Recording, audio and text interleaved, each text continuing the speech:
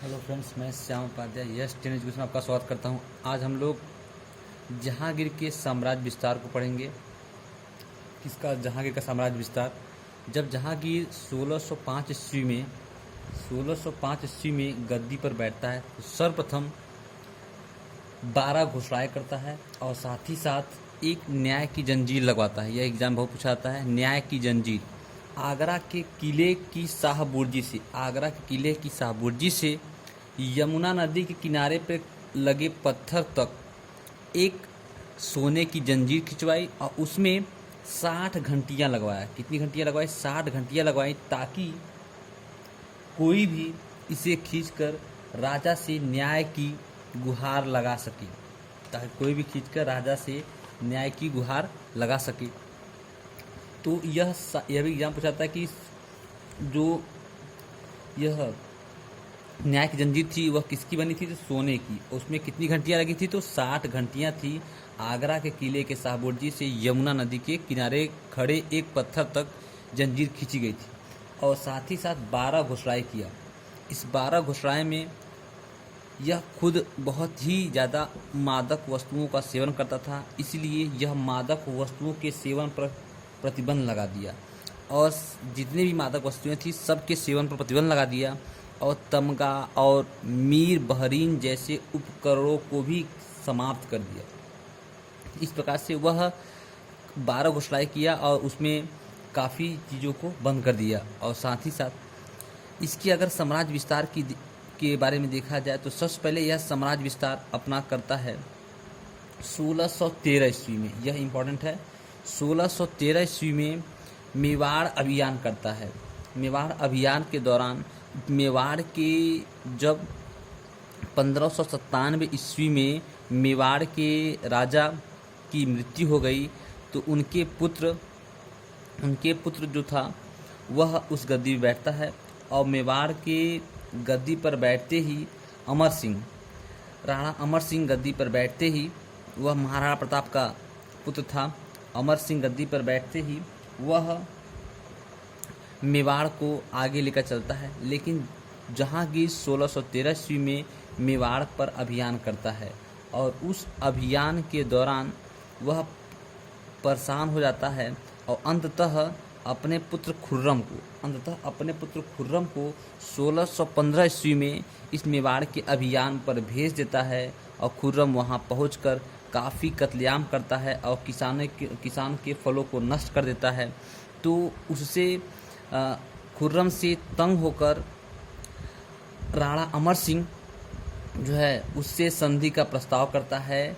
खुर्रम से संधि का प्रस्ताव करता है और खुर्रम इस संधि को स्वीकार करता है और तो खुर्रम की सलाह पर जहांगीर भी संधि कर देता है। और उस संधि में राणा अमर सिंह की कुछ शर्तें थी जिसको मुगलों को स्वीकारना था। तो अगर शर्तों में देखा जाए तो राणा अमर सिंह ने प्रथम शर्त रखा कि जो है किसी भी राणा को मुगल के पहले संधि यह था कि जितने भी राणा है सब जो है मुगल अधिपत्य को स्वीकार करते हैं, अर्थात वह मुगलों के अधीनता स्वीकार करते हैं। और साथ ही साथ अगला जो उनका था संधि प्रस्ताव, मेवाड़ का समस्त भूक्षेत्र।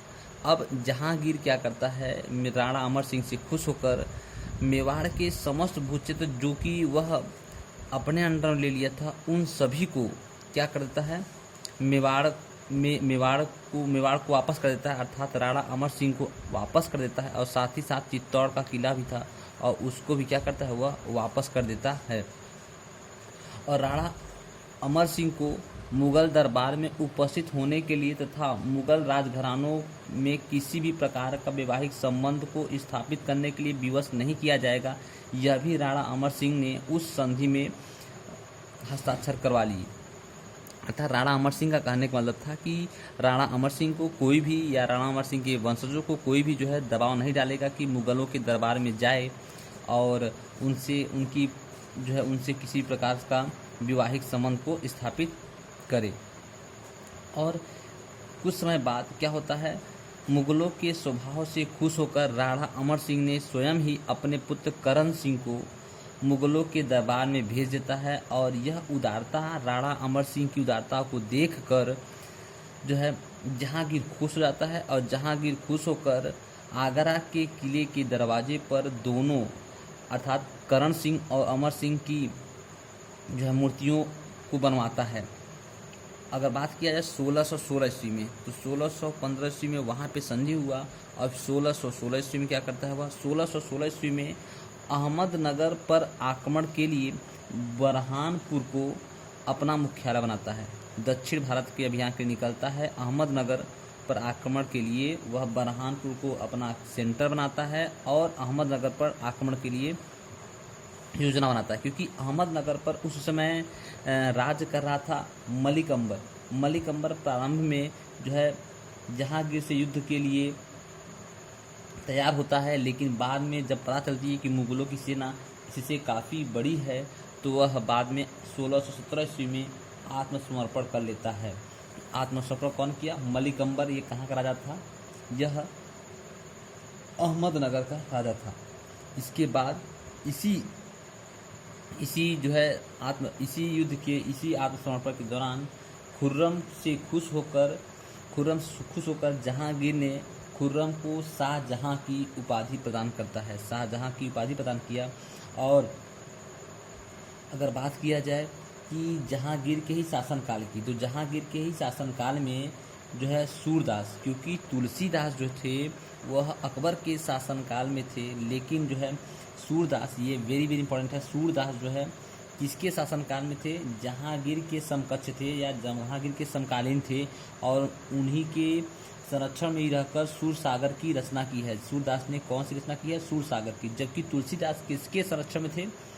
किसके शासनकाल में थे? किसके समकालीन थे? अकबर के समकालीन। तुलसीदास और सूरदास जो थे वो जहांगीर के समकालीन थे। और जहांगीर ने अपनी एक आत्मकथा लिखी है, यह भी एग्जाम पूछा था। जहांगीर की आत्मकथा का नाम क्या है? तुझके ए जहांगीरी। तुझके ए जहांगीरी। यह किस भाषा में है? यह फारसी भाषा में। इसका अनुवाद किस भाषा में है? फारसी भाषा में इसका अनुवाद है तुझके ए जहांगीरी का। और पहली बार जहांगीर के ही शासनकाल में पहली बार अफगानों और भारतीय मुसलमानों को मनसबदारी प्रदान की गई। भारतीय मुसलमानों को मनसबदारी प्रदान की गई इसी के शासनकाल में। और अगर बात किया जाए कि ईस्ट इंडिया कंपनी के जो कैप्टन हॉकिंस थे वह पहली बार 1608 ईस्वी में, हालांकि वह आए थे किसके लिए? पत्र लेकर अकबर के लिए, लेकिन यह देते किसको हैं? जहांगीर को। कब देते हैं? 1608 से 1611 ईस्वी तक यह जहांगीर के शासनकाल में रहते हैं। जहांगीर ने इसको इंग्लिश खां की उपाधि प्रदान की। वेरी वेरी इंपॉर्टेंट है। कैप्टन हॉकिंस यह ईस्ट इंडिया कंपनी की तरफ से आए थे, अकबर के लिए फरमान लेकर आए थे, लेकिन जहांगीर को फरमान देते हैं और जहांगीर इसको 1608 से 1611 ईस्वी तक अपने यहाँ संरक्षण प्रदान करता है और उसी कैप्टन हॉकिंस को इंग्लिश खां की उपाधि भी प्रदान करता है। और इंग्लिश खां को जो है कैप्टन हॉकिंस को 400 मनसबदारी भी प्रदान करता है। और फिर इसके बाद इसी जहांगीर के ही शासनकाल में इंग्लैंड के राजा जेम्स प्रथम के दूत सर टॉमस रो भी आया था। सर टॉमस रो 1615 ईस्वी में आता है और 1618 ईस्वी तक रहता है। तो इस प्रकार से यहाँ से भी क्वेश्चन बहुत आता है। अब बात किया जाए कि जहांगीर के शासनकाल को चित्रकला का स्वर्णकाल कहा जाता है। जहांगीर के शासनकाल को चित्रकला का स्वर्णकाल कहा जाता है। तो स्वर्णकाल कहा जाता है। और उसमें क्योंकि जहांगीर यह मानता था कि यदि कोई भी एक मूर्ति यदि कई कलाकार ने बनाया है तो मैं उस मूर्ति को देखकर यह बता दूंगा कि किस कलाकार ने मूर्ति के किस भाग को बनाया है। इसलिए जहांगीर स्वयं भी एक चित्रकार था और वह अपने यहाँ काफ़ी चित्रकारों को भी संरक्षण प्रदान किया हुआ था। जैसे में कुछ फेमस चित्रकार हैं, थोड़ा सा हम लोग उनको देख लेते हैं। फेमस चित्रकार तो जहांगीर के शासनकाल को क्या कहा जाता है? जहांगीर के शासनकाल को चित्रकला का स्वर्णकाल।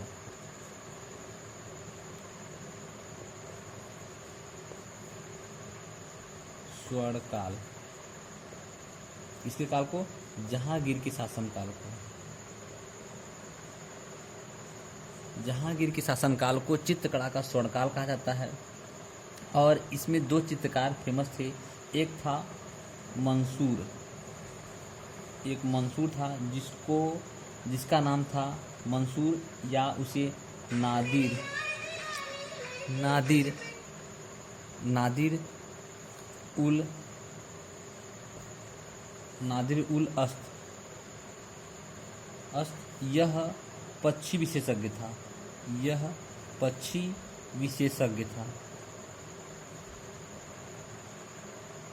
यह पक्षी विशेषज्ञ था। और एक दूसरा था चित्रकार अबुल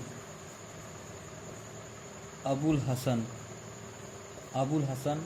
इसका नाम था अबुल हसन का एक नाम और था नादिर उद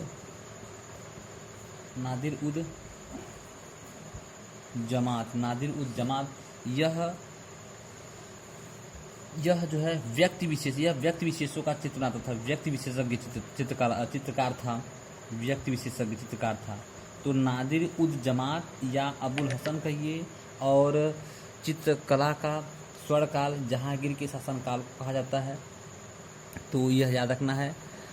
पक्षी विशेषज्ञ नादिर उल अस्त था और नादिर उद जमात यह व्यक्ति विशेषज्ञ था। तो इसको याद रखोगे।